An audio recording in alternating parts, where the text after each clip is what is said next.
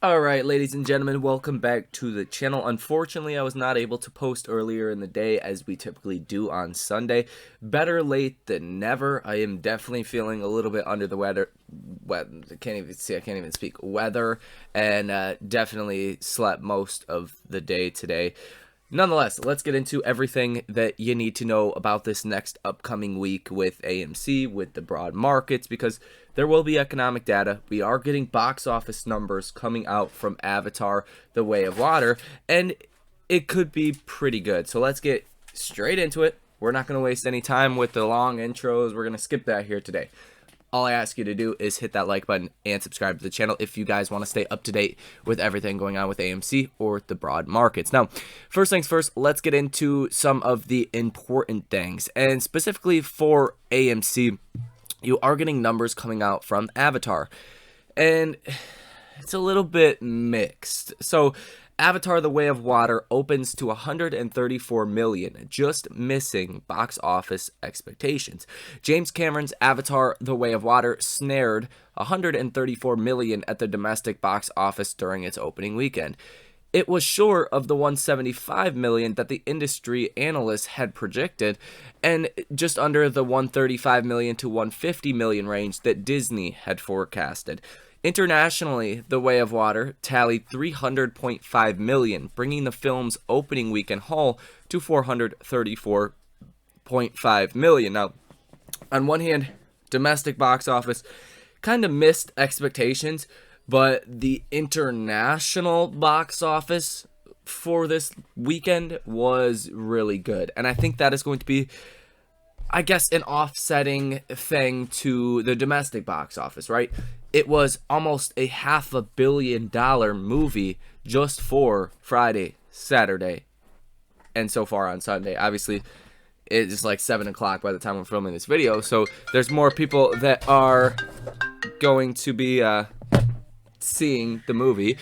These are the numbers that we are getting right now, and as of right now, I do expect it to have a positive reaction to AMC's stock, because whenever you get big movies like this, it tends to correlate into AMC actually doing well as a stock also. So there is that. Now, we also will have economic data this week, but it's going to be a very weird week because you're not going to have anything really until Friday. You do have new home building permits, the preliminary number for November. That is coming out on Tuesday. And on Wednesday, you do get the Canadian inflation rate.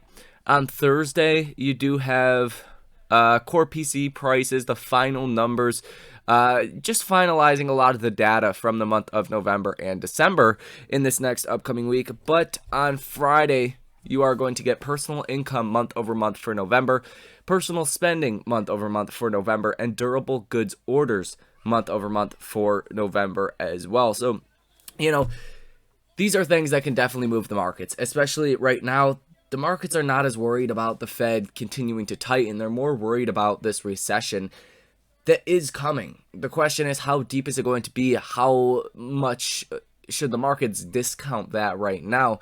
And that's why you're seeing the stock market actually going down. And that's why you're seeing a lot of businesses, even if they get good news, it's very hard to react to it when the overall macro environment is not looking so good. You also get PC price index year over year as well, coming out at 9:30 in the morning and month over month this upcoming Friday, and that's the Fed's preferred gauge of inflation. And what's interesting about this is the beginning of the week until the end of the week, you're not going to have economic data. So it's like we sold off 8% from the peak of last week to the low of last week.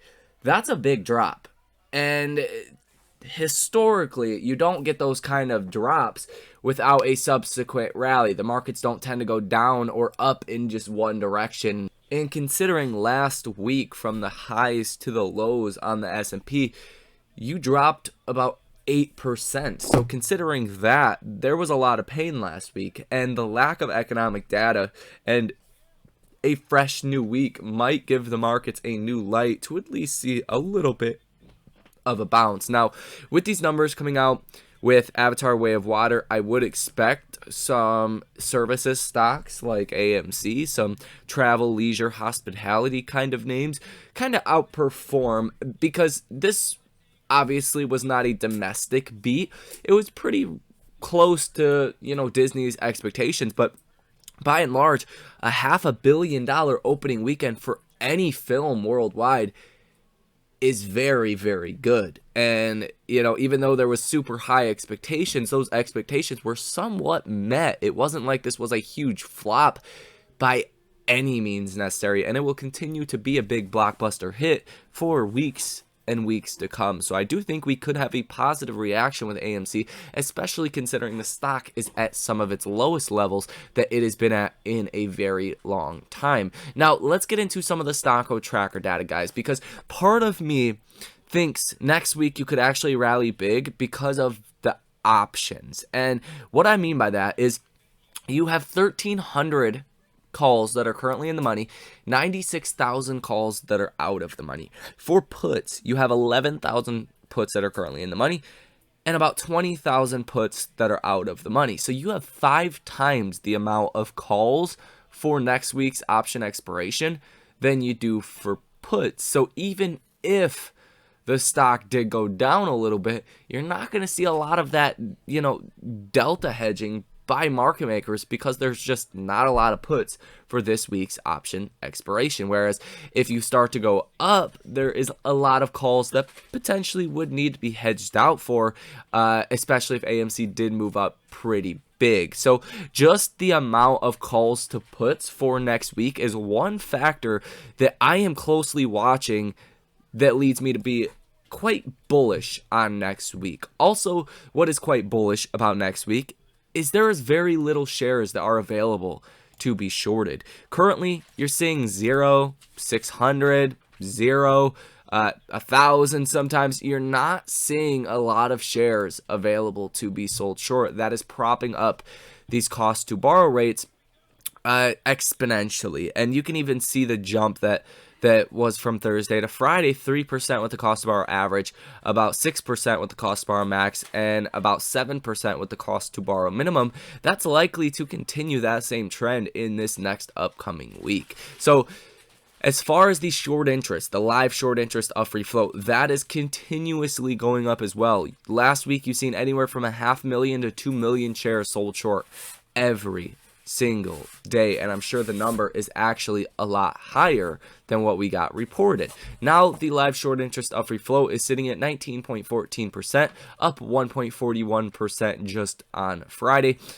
Now to about 99 million shares that are sold short. We did see 1.37 million shares sold short on Friday. So when you get a lot of aggressive shorting, like I said, it doesn't tend to just go down, or I should say the stock doesn't just tend to go down in one direction. You tend to see a lot of volatility back and forth, and that's the thing. AMC has been pretty much going down, so to see a bounce here, even to the 50-day moving average or slightly above that, would not surprise me the least bit. We held higher than the lows of 2022 last week, which was a very good sign. The low is $5.05. The intraday low on Friday was $5.13 per share. These cents are very important in the grand scope of where the stock is going to go next. So if we can find a bottom here and we can actually start to retrace to the upside, it would be a very, very positive thing, especially if we can get more volume coming into the stock.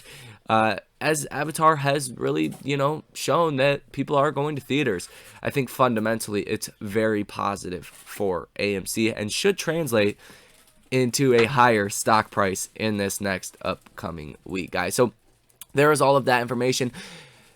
Take a look at the option activity. 36 orders totaling $1.4 million. Positive order value of 53%. You did see a lot of calls placed on the option chain last Friday, a lot of them expiring December 23rd, a lot of them for the $6 strike and even the $5 strike or the $8 strike for 2024. Lots of activity around these longer dated expirations. And you can even see December 23rd, 2022, 75.71% is call activity for this Friday. 24.29% is put activity. So there's a big difference here between calls and puts, and it obviously shows people are pretty bullish on AMC. And even though on Friday AMC did drop about 5%, you still seen 36 orders that totaled $1.4 million with a positive order value of 53%, guys. So that is pretty much going to be all for this video. Hopefully you get the gist of it. It's going to be a very big week. So thank you guys for watching. Hit that like button, subscribe to the channel, source your comments, questions, or concerns down below in that comment section. Thank you for watching. Most importantly, enjoy the rest of your night, and I will see you in the next one.